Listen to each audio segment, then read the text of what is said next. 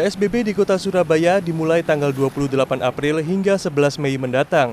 Terdapat 17 titik pos checkpoint yang terletak di perbatasan atau pintu masuk Kota Surabaya. Di 17 titik ini ditempatkan beberapa personil yang merupakan petugas gabungan dari Polri, TNI, Satpol PP, dan Linmas.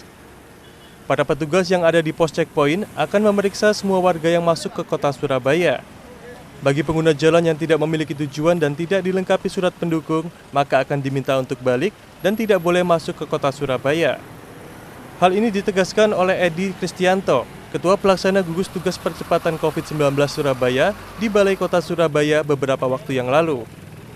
Bahkan pada PSBB juga akan diberlakukan jam malam, mulai pukul 21 hingga 4 dini hari, di mana semua aktivitas warga dihentikan, kecuali dalam keadaan darurat, seperti para pekerja shift malam, mengantar orang sakit atau meninggal, tenaga medis, Polri, TNI, angkutan sembako, BBM, dan obat-obatan.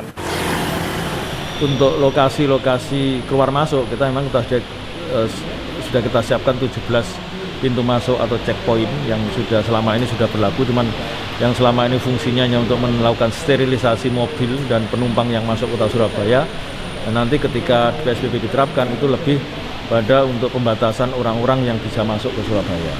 Artinya kalau orang-orang itu masuk Surabaya memang untuk bekerja karena kantornya masuk, karena mereka mengangkut kebutuhan sembako, kebutuhan vital yang terkait dengan energi, LPG, dan lain sebagainya masih boleh. Tapi kalau mereka hanya untuk dolan atau untuk refreshing, ya mohon maaf, dengan sangat itu kita minta untuk kembali.